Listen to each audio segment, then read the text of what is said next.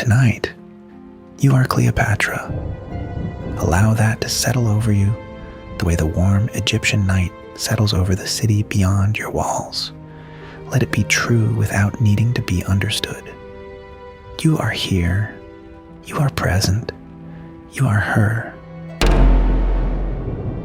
And all that is asked of you in this moment is to breathe slowly and to feel the world around you begin to soften at its edges, like the last light of an oil lamp finding its gentle rhythm in still air. There's nothing you need to remember. There's nothing you need to do. There's only this night and the quiet stone corridors of your palace and the faint sound of the sea, which has always been there, which has always known how to be patient. The air around you is warm. It has the particular warmth of Mediterranean summer nights, a warmth that carries a trace of salt and jasmine and something older, something that has no name but belongs entirely to this place. You breathe it in without thinking. It fills your chest and dissolves slowly as you exhale. And with each breath, the world grows slightly more still, slightly more yours, slightly more like a place where there is nothing to fear. The marble floor beneath your feet is smooth and cool, and you feel it without looking down. The gentle grounding pressure of stone that was laid long before you arrived and will remain long after, holding everything up with absolute, silent patience. The soles of your feet move across it without sound, barely more than whispers of movement, and the palace receives you the way it always does, with total, wordless familiarity. Oil lamps flicker along the corridor walls, not urgently, not with any kind of drama. They simply breathe, these small flames, pulling gently inward and releasing outward the way a sleeping person breathes, the way you are beginning to breathe now. Their light is amber and warm, and it touches the pale stone walls with a softness that feels almost like kindness. The shadows they cast are long and still, and they do not alarm you. You have walked these shadows your entire life.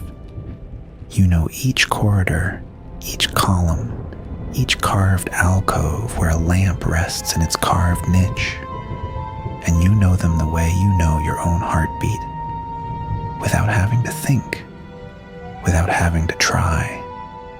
There are guards somewhere at the far ends of halls. You do not see them.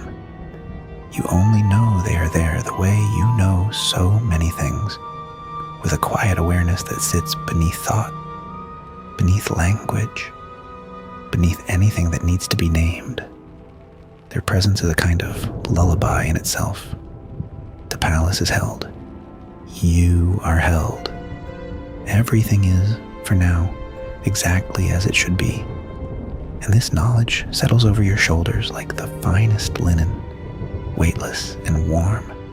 And you walk slowly, and you breathe slowly. And the night opens itself before you like water, parting gently around a hand. You are the Queen of Egypt. Let that be true without effort. Let it ask nothing of you in this moment except presence.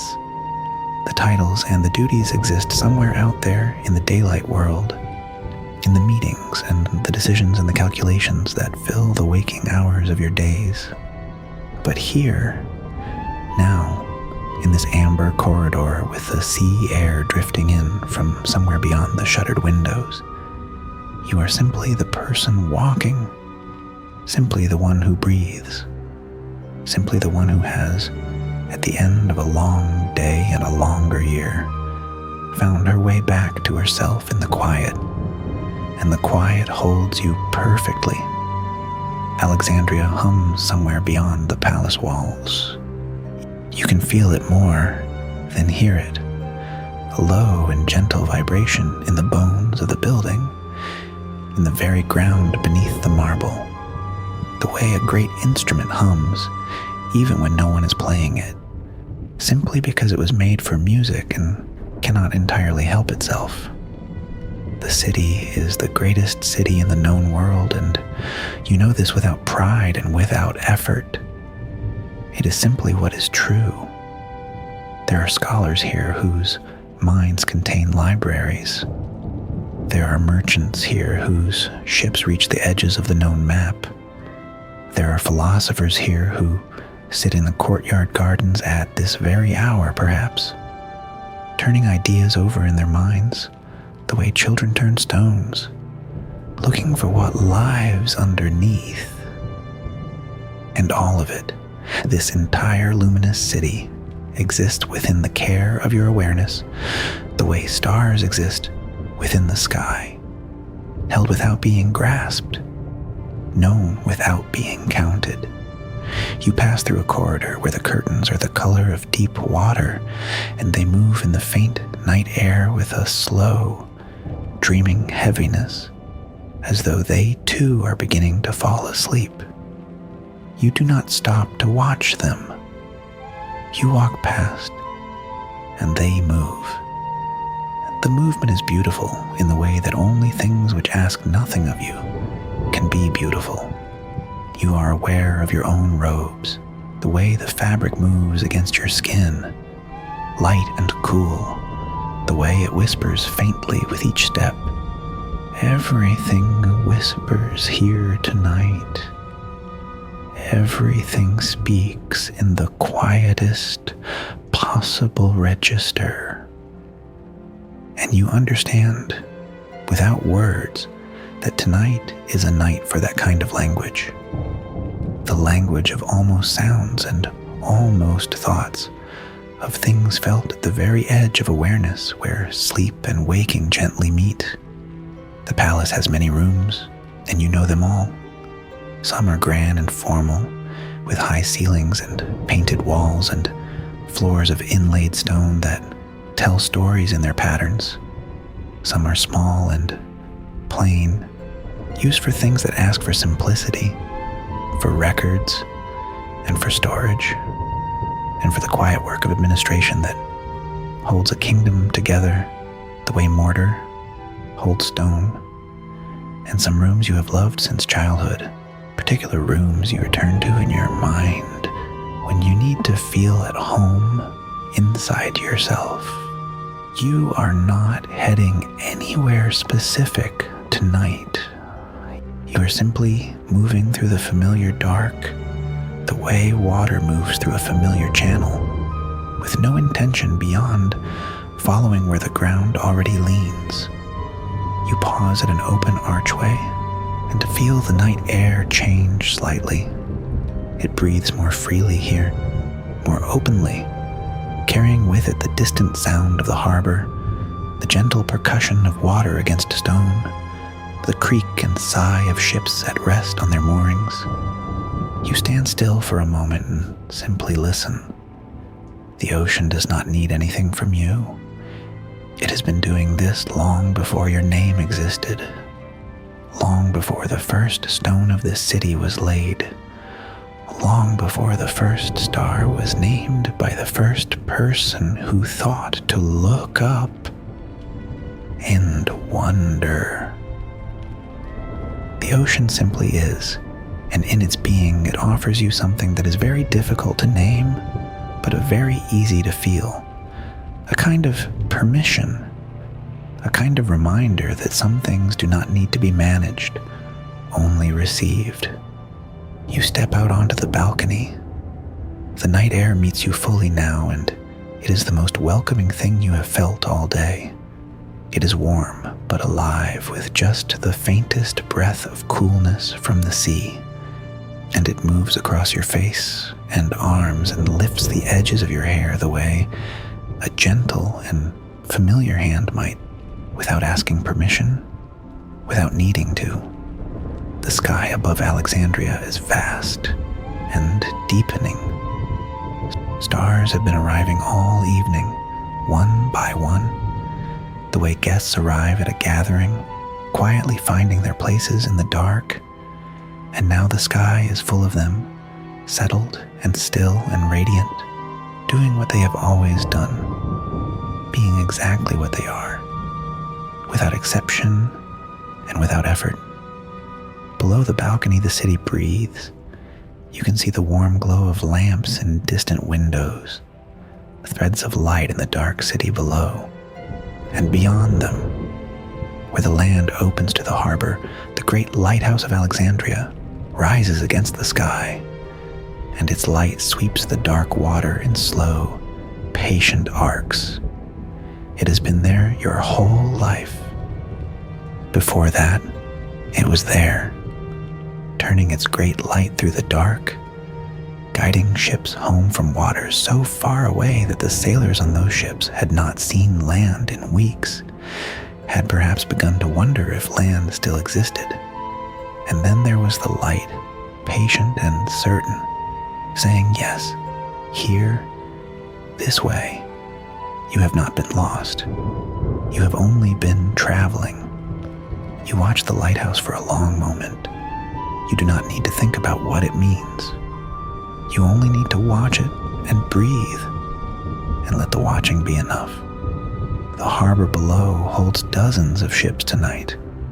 Their dark shapes settled on the water like sleeping animals, their rigging faint against the sky, their hulls rocking barely at all in the calm of the harbor's protected arms. Those ships have come from everywhere.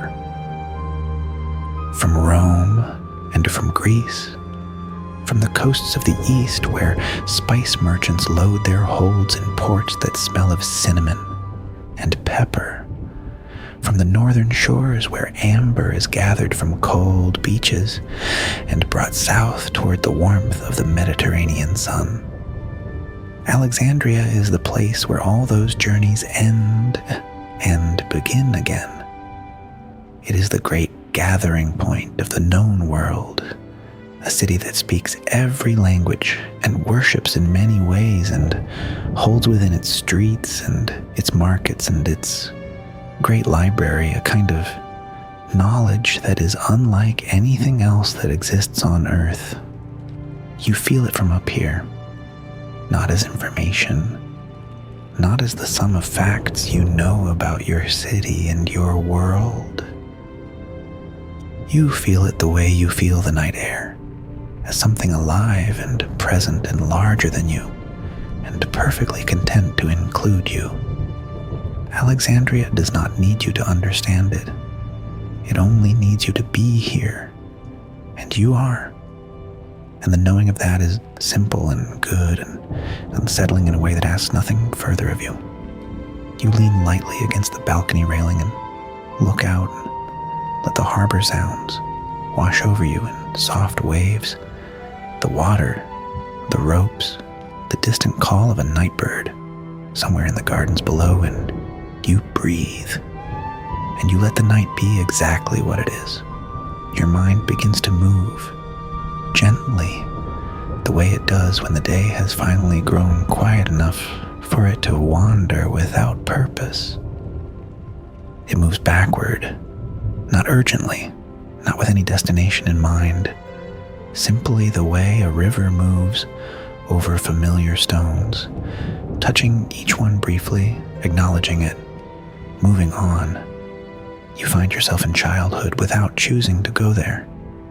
You are simply there. Suddenly, or perhaps gradually, it is difficult to say.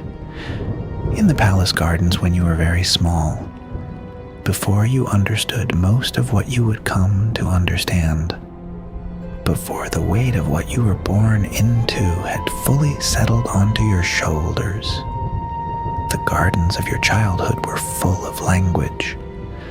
That is one of the first things you remember, not with your eyes, but with your ears, the sound of different tongues filling the air around you, the way bird song fills a morning, naturally and without hierarchy. one blending into another. You heard Greek before you could speak it, heard it in the mouths of philosophers and tutors and courtiers who moved through your father's palace with their long robes and their measured voices. You heard Egyptian too, the deep and ancient language of the land itself, spoken by the priests and the servants and the people who passed through the palace gates. And you understood very early, before anyone told you, that there was something important in that language, something that belonged to the ground itself, and it could not be translated without losing something essential. You learned to listen before you learned to speak. That was always your gift, and you knew it, even then, even as a child, sitting on stone benches in the garden, while scholars argued above your head about the nature of the stars or the correct translation of a word from a papyrus, so old it crumbled at the edges if you touched it too firmly. You listened, and the languages settled into you like seeds, settling into fertile ground, finding their places quietly, and when the time came for them to grow, they grew easily and completely, and you found you could move between tongues the way you moved between rooms, without thinking, without translating in your mind, simply being in each language the way you were, simply in each room, present and at home. You spoke 9 languages by the time you were 16, perhaps more. Languages blur at the edges when you know many of them, each one lending texture and nuance to the others, so that knowing one helps you feel your way into the next, and the next after that. You spoke to merchants in their own tongue, and watched their faces change, watched the careful neutrality of a person in a foreign country soften into something warmer and more open, the particular quality of a face when it hears the sounds of home in an unexpected place. You understood from very young that language is not merely a tool for conveying information. It is a way of saying, I see you.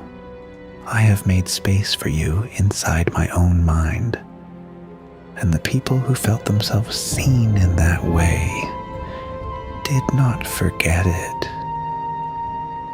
The Ptolemaic dynasty had ruled Egypt for generations by the time you were born, since the days of Alexander himself, whose city this was, whose name still lived in every stone of the place you called home. Your ancestors had been Greek in their origins, kings and queens who had come to rule an ancient land, and had, over long decades and centuries, grown into something neither entirely Greek nor entirely Egyptian, but entirely Alexandrian, which was its own thing, its own particular form of civilization, layered and rich, and full of the contradictions that come from holding many things at once. You had been taught the history of your dynasty in careful and particular detail, the names and the dates and the achievements and the failures, and you had absorbed it all. But what you had absorbed more deeply than any of the facts was the feeling underneath the history, the sense of something being negotiated across time, a dynasty learning, slowly, imperfectly, what it meant to truly be the country they ruled. The throne had not come to you simply or without cost. Very few things worth having arrive simply or without cost.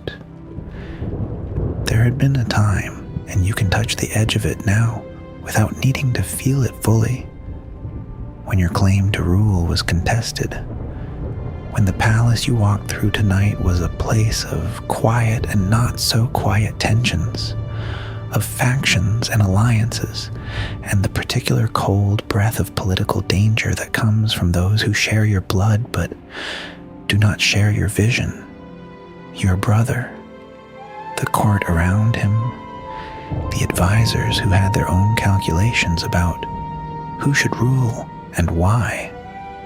Calculations that had very little to do with what was right and very much to do with what was convenient for them. You had been patient in ways that did not feel like patience at the time. They had felt like endurance, like the effort of holding a particular shape against forces that wanted to reshape you into something more manageable, more compliant, more useful to those who preferred their rulers quiet and biddable and easily guided. But you were none of those things. You had known it from childhood, and the knowing had never left you, had in fact grown stronger with each year and each challenge and each lesson that the world offered in its particular and often painful way. You were not built for compliance. You were built for rulership, which is an entirely different thing. And rulership requires the willingness to hold a position under pressure without breaking, without bending into something false, without forgetting what you know. You remember the feeling of exile the way you remember a bad dream, not with its full weight, but with its particular texture, the gray and purposeless quality of days spent waiting, of knowing your place was elsewhere and being unable to reach it, of plans forming in your mind with nowhere to go, like water finding no channel and simply spreading thin and still across flat ground. It did not last forever. Nothing does. And the thing that ended, it arrived in a form that no one, least of all you, had fully anticipated. Julius Caesar came to Alexandria in the kind of moment that history generates sometimes, a moment where several forces arrive at the same point at the same time, none of them planning to be there together, all of them finding themselves changed by the collision. He had come in pursuit of his enemy Pompey, who had fled to Egypt after his defeat at Pharsalus, seeking the protection of a court he had miscalculated. By the time Caesar's ships entered the harbor, the Egyptian court had already made its own calculation, and Pompey was dead. And the particular kind of ugliness that comes from a small political mind, trying to please a great military one, had played itself out before Caesar even stepped ashore. He was not pleased by what he found. You understood that even before you met him. You understood it in the reports that reached you through channels you had carefully maintained, even in exile, in the descriptions of his face when they brought him what they thought he would want, and the disgust he could not entirely conceal, because Caesar was many things, and one of those things was a man who respected his enemies and had no patience for those who did not. That single piece of information told you a great deal about him, enough to form the beginning of a picture, enough to know that how you approached him mattered enormously. The carpet. You remember thinking about it with the particular clarity that comes when your mind is working very quickly beneath a surface of perfect calm. The palace was not safe for you. The port was controlled by the court that had exiled you. There was no formal avenue of approach that would not be intercepted. no official route that did not pass through hands that would prefer you never arrived. So there would be no official route. There would only be you and the night and a small boat and a carpet that a Sicilian merchant named Apollodorus would carry on his back through the palace to a room where Julius Caesar was waiting, knowing something was coming, but not knowing what. The corridor was quiet when they carried you through it. You lay still in the dark of the rolled carpet and breathed slowly, the way you have been breathing tonight, and let the strangeness of the situation be simply what it was, without resistance, without panic, without the kind of frantic internal narration that grips a person who has not made their peace with uncertainty. You had made your peace with uncertainty long before that night. You had learned very young that the gap between what you plan and what actually happens is where real life takes place. And you had learned to inhabit that gap with something approaching equanimity, if not always with ease.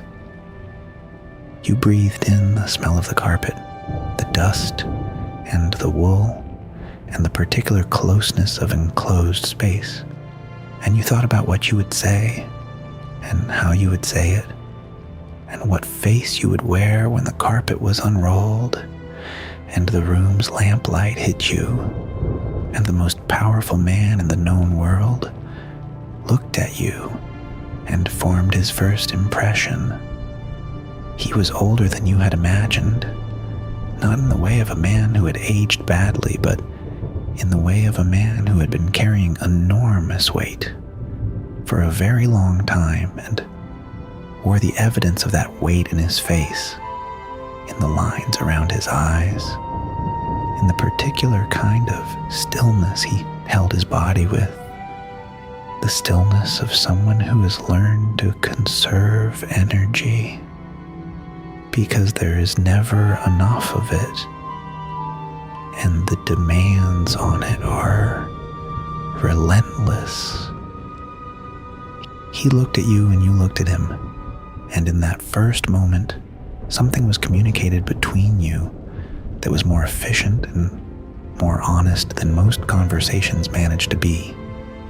You saw each other, not as symbols or political positions or useful pieces on a strategic board, though you were all of those things to each other, and both of you knew it, but as people, as two people sitting in a lamplit room in the middle of an enormous situation, each of them more than the situation required them to be, each of them aware of the other's excess.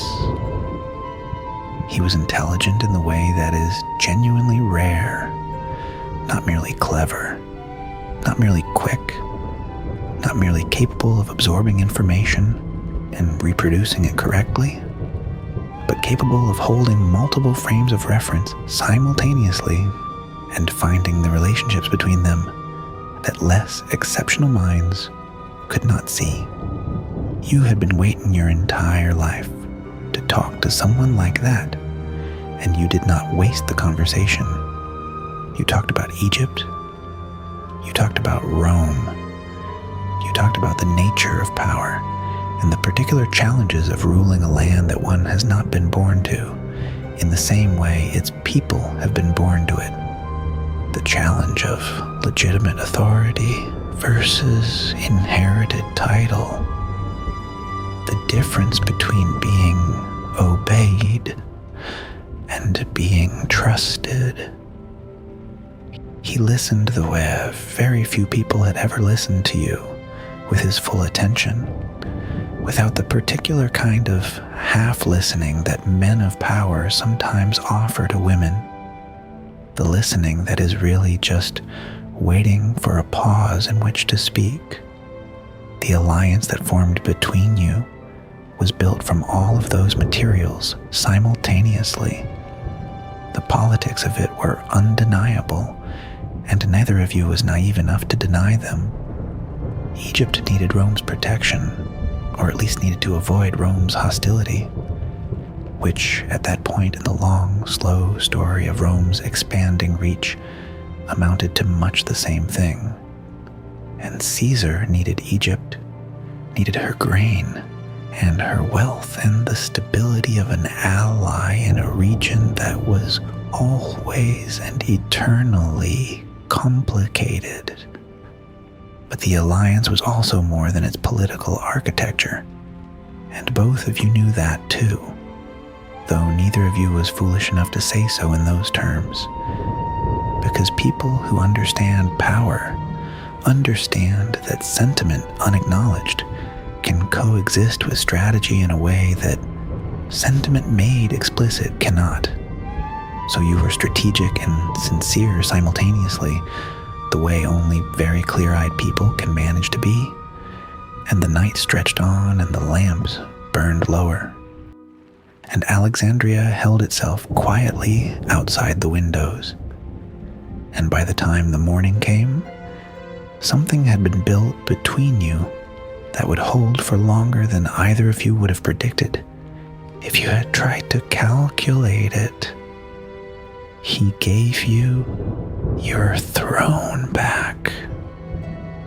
That is the simple historical fact of it, the sentence that appears in accounts of that period as a consequence of the alliance, as an outcome of the negotiation.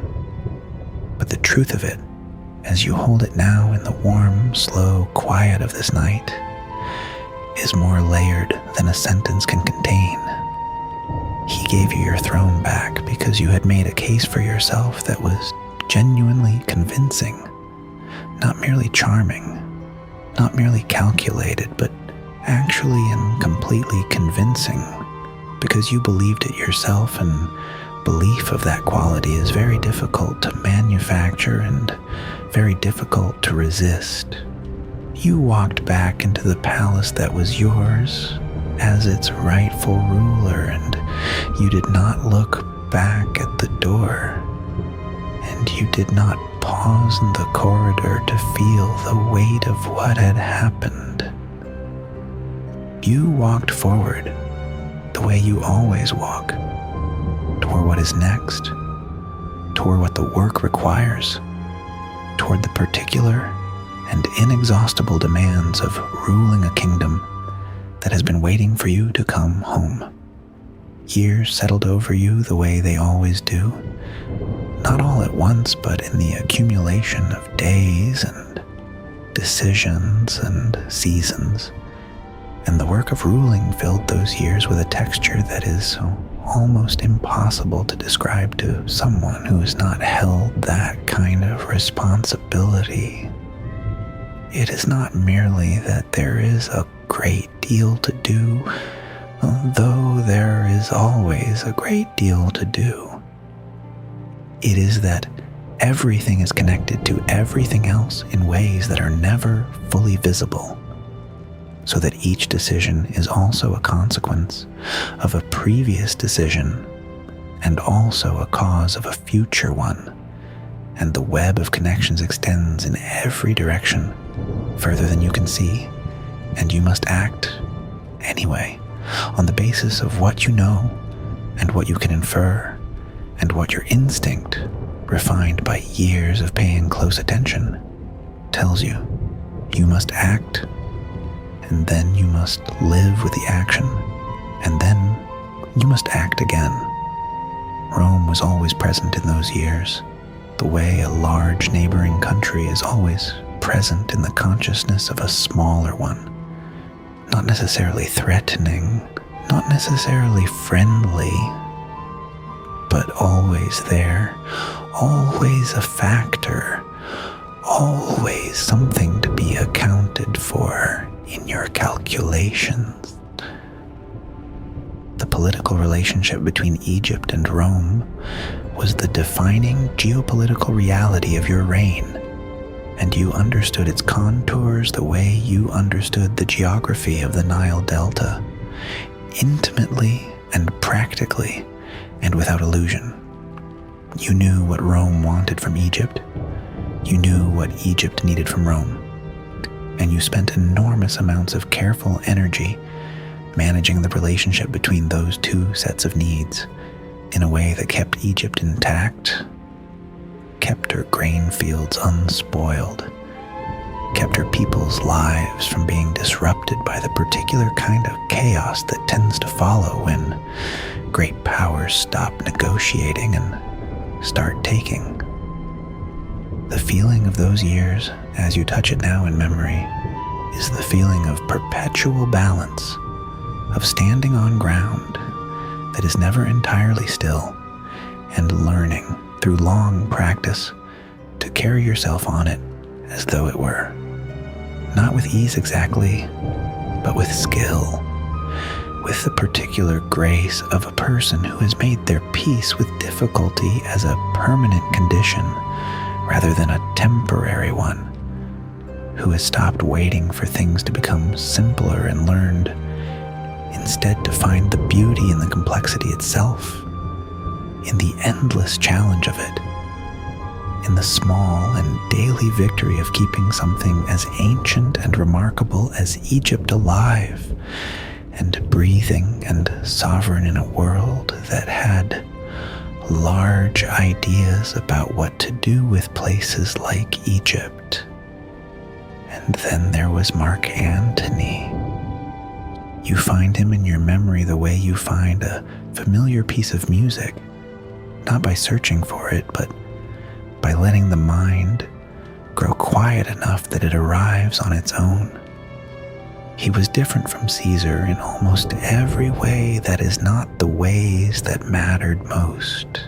Caesar had been measured. Antony was warm. Caesar had held himself with the precise economy of a general who has learned to waste nothing. Antony moved through a room the way summer weather moves through a landscape, visibly, generously, without calculation. He laughed at things that were genuinely funny and did not bother to conceal the laughter. He argued with passion and held nothing back in an argument, and then, when the argument was settled, held no grudge. Let it go the way a person lets go of an expression when the reason for it has passed. He was fully present in a way that you found after the long and complex relationship you had navigated with a man who was never entirely fully present because the scope of his ambitions left room for nothing to be complete, genuinely restful. Your first meeting with him was at Tarsus, and the staging of it had been yours, entirely and unapologetically. You had understood that how you arrived mattered, that first impressions in the world of great political alliances carry weight that is disproportionate to the brevity of a first impression. And so you had thought carefully and then arranged accordingly. The barge, the purple sails, the silver oars that caught the afternoon light on the river, the music that reached the shore before the barge itself was fully visible. You were not attempting to seduce him, though the accounts that would later circulate would characterize it that way, because it is easier for those accounts to reach for the simplest story, and the simplest story is always the one that reduces a woman's strategy to her appearance.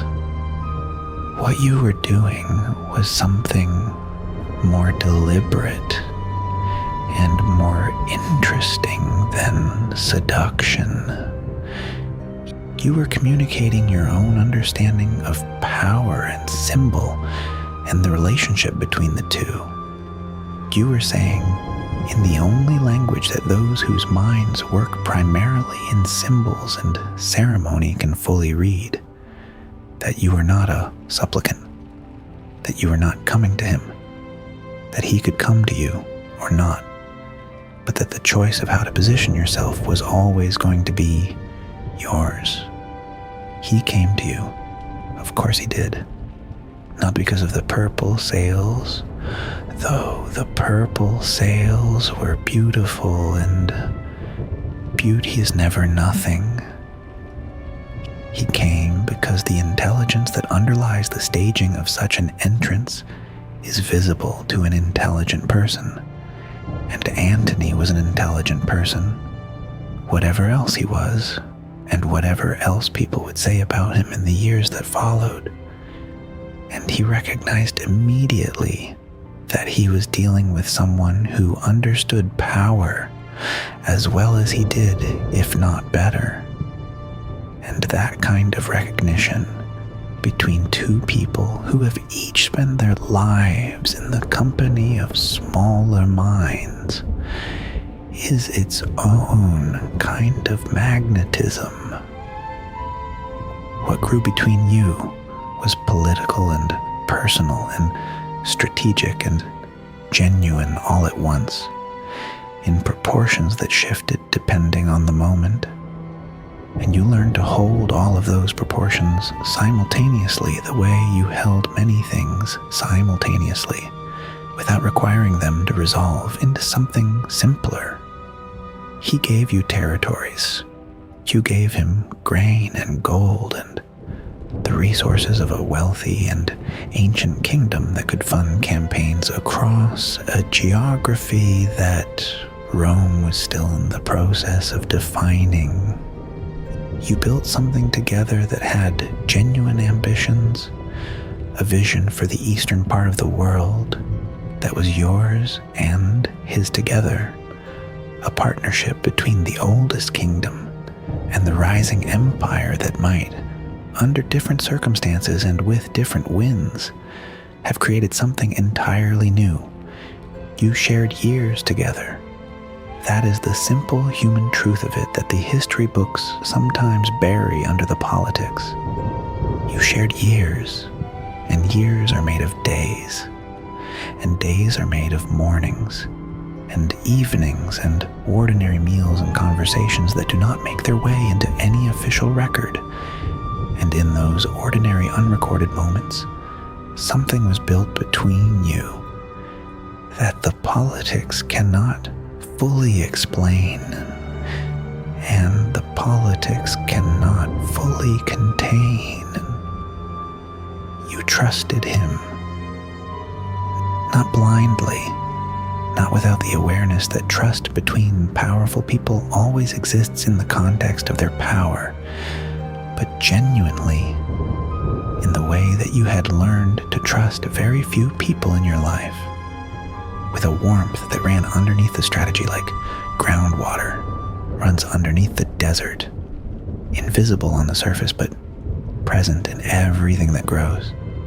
The ambitions grew larger over time, as ambitions do when they are fed by success and confidence, and the particular intoxication of watching a plan unfold in the world the way you imagined it would.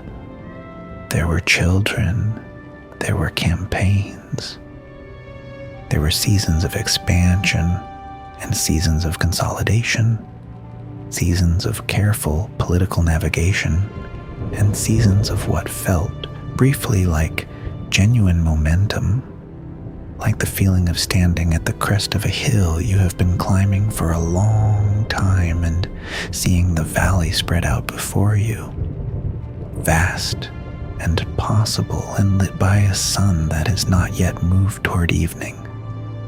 But Rome was shifting. You have always known this on some level, the way you know the weather is changing before the sky shows you the evidence, not through any particular piece of information, but through the accumulation of small signals that the body reads before the mind has found its language.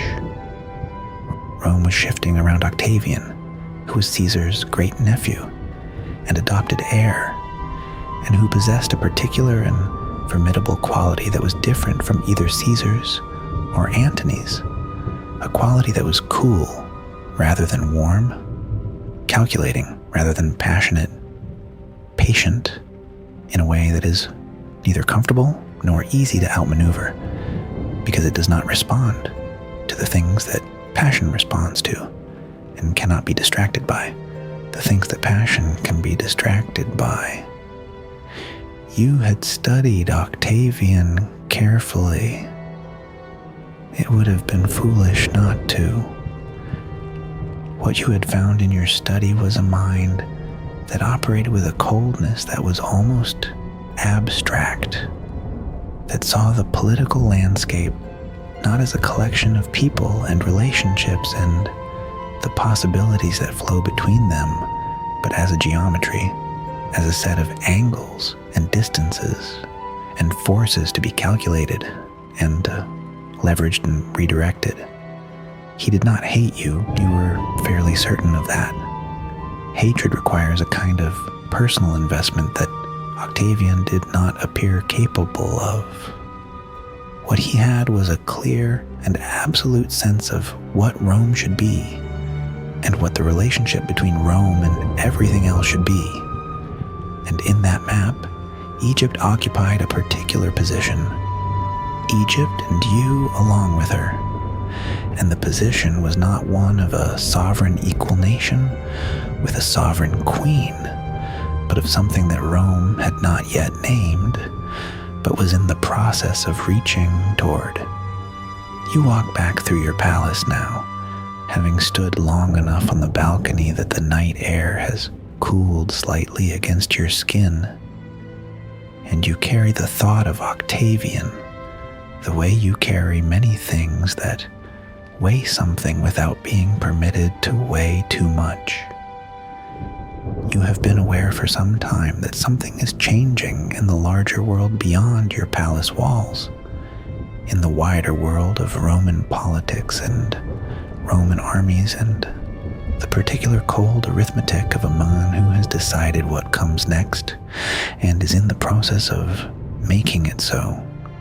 You are not a person who avoids the awareness of difficult things. You never have been. But there is a difference between awareness and engagement. And tonight is not a night for engagement. Tonight is a night for walking slowly through familiar corridors, for feeling the cool marble beneath your feet, for letting the oil lamps do what they do, and the sea do what it does, and the stars do what they have always done. You are Cleopatra, and this is your palace, and outside these walls, your city breathes, and beyond your city, the Nile moves through its ancient valley in the same direction it has always moved, south to north, carrying the rich, dark silt of Central Africa northward to the Mediterranean in an offering that has been made every year for longer than memory exists to hold it. The Nile is older than your dynasty, and older than the dynasties before your dynasty, and older than the great stone monuments that were old before your ancestors came here. It simply moves, indifferent to the political arrangements of the people who have built their civilizations along its banks, indifferent to the names of queens and generals and emperors, indifferent to the particular temporary urgencies that fill the days of those who are alive right now, in this brief window of light between one darkness and the next. There is something settling about that indifference. You have always found it so. The great old things, the river, the desert, the pyramids that stand the south of here where the land opens into a plain of pale stone, the sky itself with its unalterable mathematics of stars and moon and the slow wheel of seasons, all of it moving at its own pace, on its own terms, utterly unconcerned with the small and vivid dramas of human life, and yet holding those dramas, always, in a context large enough to contain them without being diminished by them. You are part of this. Whatever happens next, whatever the morning brings, whatever Octavian has decided, and whatever shape the world takes in the years that follow this particular night in your particular palace, you have been part of this. You have walked through this city. You have touched these stones.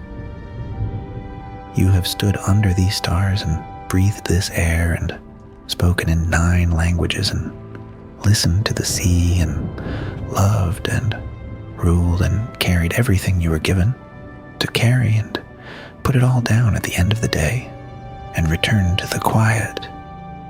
You pass through the great corridor now, the one with the high painted ceiling where the artist who spent 3 years working on it captured something in the blue of the sky. He painted that has always made you catch your breath slightly when you enter from one end, and the whole expanse of it opens above you, even now, even tonight, in the amber lamplight that does not quite reach the very top of that painted sky. It moves you, not dramatically, not in a way that requires anything from you. It simply catches something in your chest, some small and wordless thing that responds to beauty, the way a tuning fork responds to its note, with a resonance that asks nothing and takes nothing and simply is. Beauty has always mattered to you, not vanity, which is a different thing entirely, a thing concerned with mirrors and with how one appears to others, a thing that needs external confirmation to sustain itself. Beauty is something that exists in the world independent of whether anyone is looking at it. Beauty is a quality that the world simply has, in the flight of a particular bird at a particular angle of light, in the sound of a language spoken by someone who loves it, in the texture of papyrus beneath a stylus, in the smell of the night air when it comes off the sea and carries with it the memory of every voyage it has ever witnessed. You have always paid attention to it. You have always known that paying attention to it is not a distraction from the serious business of living, but part of the serious business of living, part of what makes the effort of all the rest of it meaningful. Your chamber is ahead. You know it without looking, the way you know everything about this place, through a form of recognition that lives below thought. The corridor widens slightly here. The lamps are spaced a little further apart. The quality of the air changes, holds a slight trace of the particular oils that have been burning in your room since before you came here tonight. The frankincense and myrrh that have been part of the ritual of your evenings for as long as you can remember.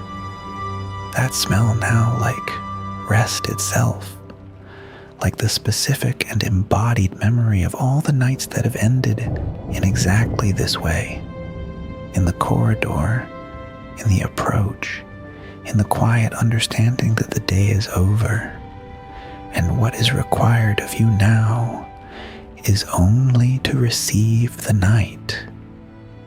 You think quietly and without urgency of Egypt, of the land that is yours in the deepest sense, not merely through title or lineage, though it is yours through those things also, but through the form of love that grows from long and close attention, from years of asking and learning and adjusting and asking again.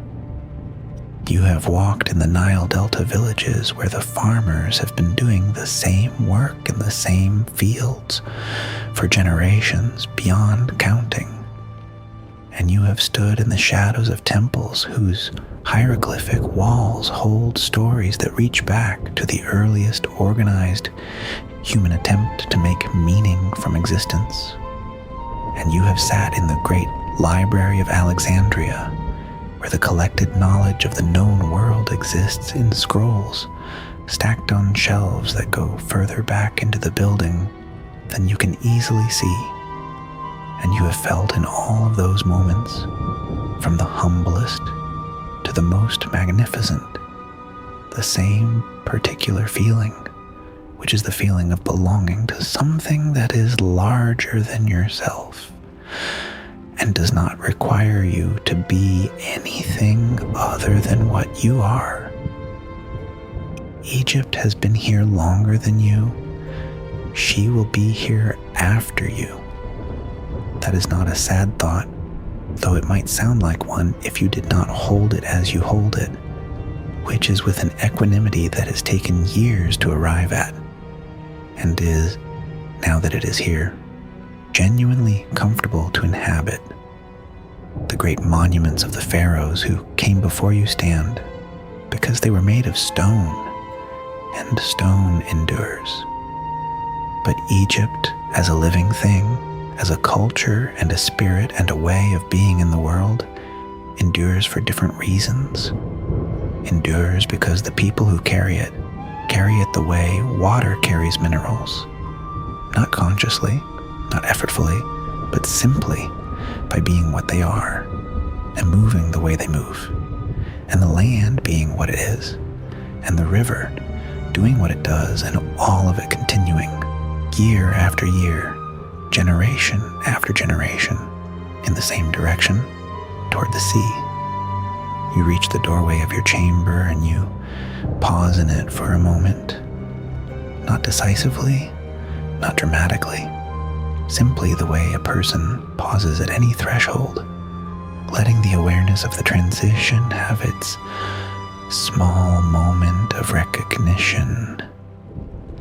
Behind you, the palace corridors, the balcony, the view of the harbour, and the lighthouse turning its patient light through the dark, the memories of Caesar and Antony, and 1,000 decisions, and 1,000 evenings like this one, and yet unlike any other. Before you the room, the low burning lamps, the frankincense smoke curling upward in a slow and wandering spiral, the bed with its fine linen, the sound of the sea coming through the high window, fainter here but still present, still doing what it does. You step inside.